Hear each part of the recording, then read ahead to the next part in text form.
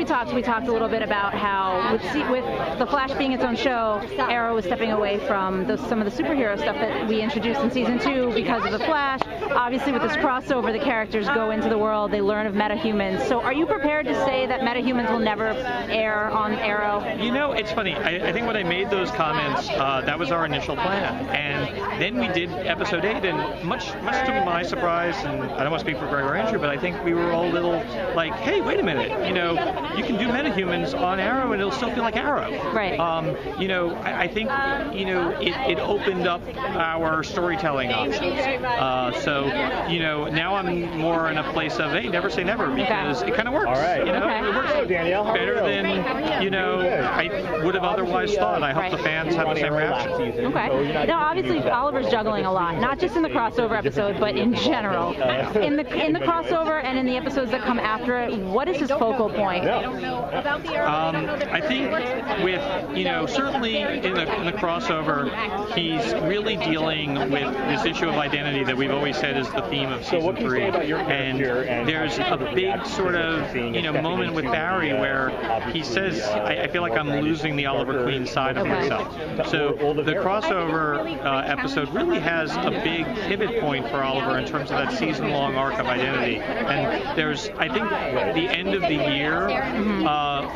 The end of the calendar year? I'm sorry, no, the end of the season. Okay. The end of season 3, that will actually resonate with people who have watched this particular episode. Okay. And you'll sort of see, like, oh, there's a very clear line between the season premiere, this episode, and the season finale. At the same time, you know, we are going to advance the mystery of who killed the canary. And this episode leads us into our mid-season finale. And the mid-season finale really sort of, I feel like it supercharges the whole season and sort of shoots us off into 2015 with, you know, a different kind of focus. I think the answer to your question, it will be very clear post the end of 309. Okay. You mentioned Who Killed the Canary, and we've seen the photos of Laurel now stepping into that canary role. What does she bring that's different than what Katie brought?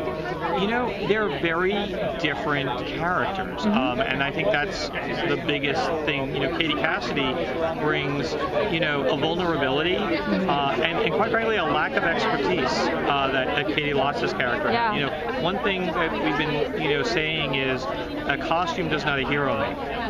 Just because she puts on a mask doesn't mean she's a badass, and the way she fights is very different from the way any of our other characters on the show fight. She's the least experienced fighter, so when she throws a punch, she doesn't always connect. You know, she gets hit a lot more than, you know, Oliver does.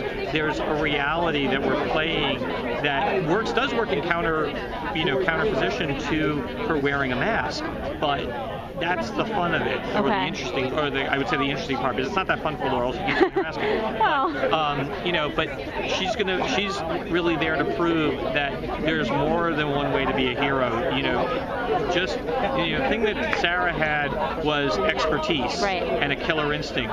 Laurel is going to have to find a different way to contribute and a different way to be a hero than beating people up. She's just not going to be good enough at it to get the job done that way. She's going to have to find herself another way. Okay, great. Thank you.